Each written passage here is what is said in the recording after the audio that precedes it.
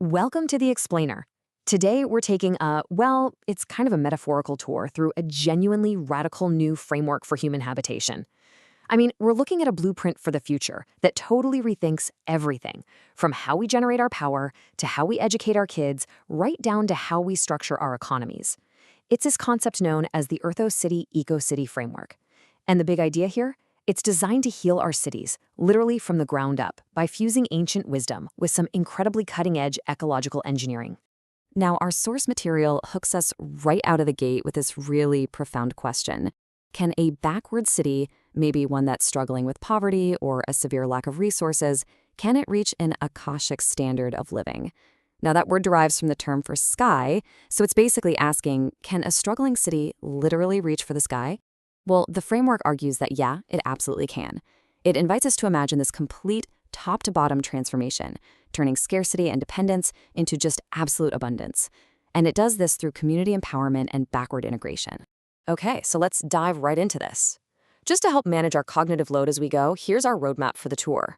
First, the Earthocity vision. Second, the equals ma square formula. Then, powering cities with waste, followed by co-learn and co-live, skill spring, urban design, and finally, a new well-being economy. All right, stop number one, the Earthocity vision. We're talking about healing cities from the ground up. You know what, the traditional model of urban development is almost always top-down. But Earthocity, it flips this entirely on its head. It shifts away from that centralized, rigid development toward what the sources actually call Sahyog, which means synchronized perfect actions and community collaboration. It's an ecosystem that heavily relies on self-learning and collective wisdom. I want you to imagine a city where the residents aren't just, passive consumers of space. Instead, they're active Earth engineers, co-creating their environment to be thriving, highly adaptable, and just deeply eco-friendly. Moving right along to Section 2, the E equals ma squared formula. This is a brand new equation for humanity. Now, what's really interesting here is how this framework takes Einstein's famous equation and pushes it in a completely new, incredibly human-centric direction. In this context, E equals Earthocity. The M, that represents the mental mania, basically the massive mental health, physical health, and poverty challenges that humanity is currently facing. And A stands for the acceleration of human needs and anthropogenic alteration. This formula actually quantifies the immense pressures on our species right now, particularly in regions like Asia and Africa, where poverty and health challenges are super concentrated. It basically shows that our individual energies, when we amplify them through combined actions, create this unified force that demands a totally new kind of city to solve these massive, complex equations. So to really ground the A, that anthropogenic alteration from our formula, we have to take a hard look at the sheer scale of global pollution. As you can see, power generation makes up almost half of the pie here, followed pretty heavily by manufacturing and transportation. But the Earthocity framework looks at this and doesn't just see a problem, it sees a massive engineering challenge. How do we completely erase that 46%? Well, that question brings us to the industrial sector of our tour. Which brings us to Section 3, powering cities with waste. This is the industrial backbone. So, to replace traditional polluting power generation, Earthocity proposes building this massive 5,000-ton daily capacity waste-to-energy digester. Now, setting up this kind of integrated ecosystem, it obviously comes with a pretty serious upfront infrastructure cost. We're looking at an estimated $190 million. And that covers the whole shebang: advanced waste sorting, anaerobic digestion systems, and research labs. It's a huge upfront investment for sure, but it's built to handle leaves, food waste, animal dung, and agricultural residues on an entire citywide scale. But contrast that $190 million build cost with this number right here, $50 million. That's the estimated annual operational cost. When you start factoring in the revenue from the clean electricity, the biogas, and the organic fertilizers this thing produces, it really highlights the incredible financial viability of turning organic waste into clean energy. It promises a surprisingly rapid break-even period, while at the same time completely solving the city's waste and power crises. It's a real win-win. Let's move in closer and see how this builds, because the process turns into something even more revolutionary. Inside these digesters, they aren't just, making gas. They're actually making building materials. It goes through this 4-phase process. First, the waste is sorted. Then, AI is used to engineer calcium-producing bacteria. After that, through optimized biomineralization and adding natural plant adhesives, they create these crystallized carbon structures. Basically, they are brewing organic concrete. Stronger, highly eco-friendly building materials grown directly from the city's own waste.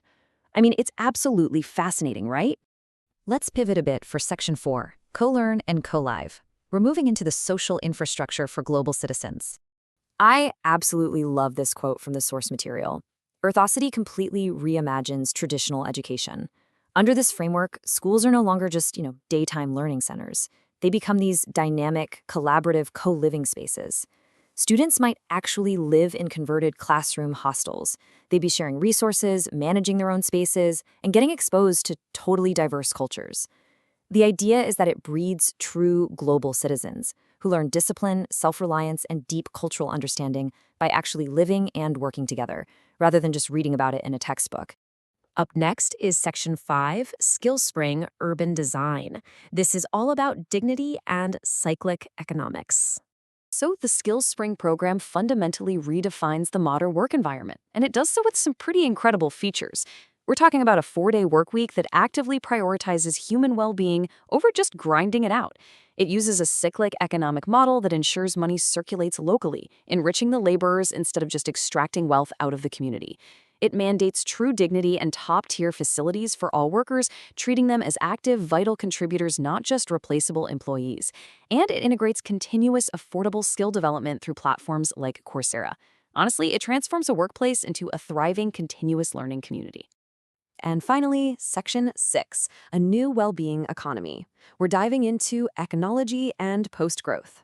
Now, you might be thinking this all sounds a bit pie in the sky, but we aren't just talking about some utopian dream here. And this brilliantly illustrates that. This paper from the Elsevier Ecological Economics Journal proves that the well-being economy is a serious post-growth policy framework. It is backed by heavy academic credibility.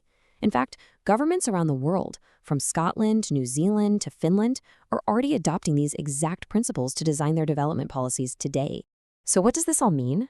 The absolutely crucial point here is understanding the difference between the two models. Traditional GDP, actually, it rewards failure. It counts defensive expenditures, like, say, medical bills from pollution-induced asthma, as economic growth, while completely ignoring the destruction of nature. Ecology, or a well-being economy, shifts the focus entirely. It explicitly pursues human and ecological wellness, it properly values natural capital, and it prioritizes social cohesion. It uses the language of abundance and joy rather than parsimony and deprivation, moving us away from the cycle of mindless material consumption.